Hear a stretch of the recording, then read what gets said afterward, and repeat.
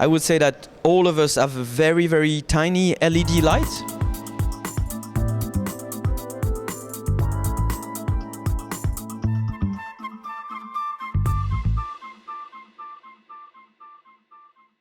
Yes, I'm the co-founder and spokesperson for La Quadrature du Net.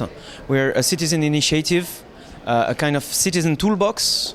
We provide tools for everyone to understand the legislative process when we think fundamental freedoms are endangered when it comes to the internet, and tools to participate in the public debate in this legislative process.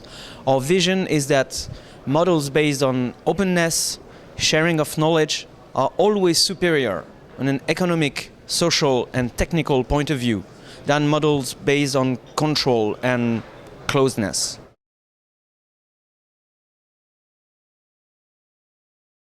Our goal is broad, and also our targeting is broad, because we try to talk with the legislature, with the elected representatives, also with the general public, and in many cases, when it comes to legislation, is not compatible with the defense of fundamental rights of citizens. So this is what we are talking about.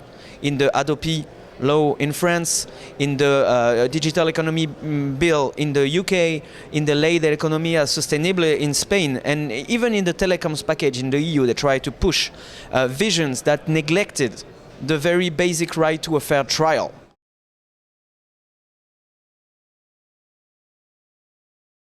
Very simple reply would be not. It doesn't work yet, and we say for years now that it will never work. They had to invent, in order to circumvent the judicial process and to circumvent the need to give justice, they had to invent something. They cannot charge you for IPR infringement, because this would require proof and a judge and a fair trial. This is a criminal offense. So they invented this very smart idea that they will charge you for not securing your internet access against it being used for copyright infringement. Then the Ministry of Culture has to give a list of security tools that you could use in order to prevent your line to be used for IPR infringement, and then you will be exonerated of liability. But these tools cannot exist. They will not exist. There is no such thing. That would be compatible with free software, that would respect privacy, that would respect competition. It's impossible. Either they invent the government box that you have to put on your network, and that would filter blah blah blah, but it will be circumvented. Or they try to invent some piece of software that will forbid you to click on any torrent. It will be circumvented. Whatever happens, it will be circumvented, and it will not work. But the funny thing is, until they provide this list of tools, there will be no sanction.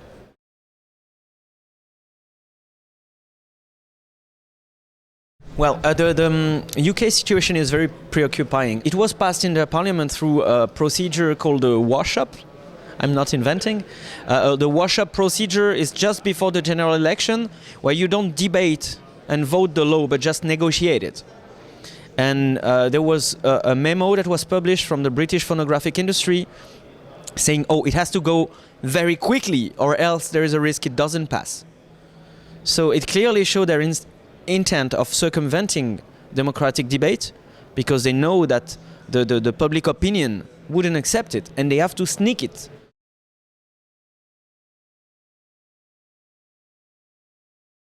Most of the time we use what we call the vampire strategy. You know, when you put the light on a vampire, it and disappears.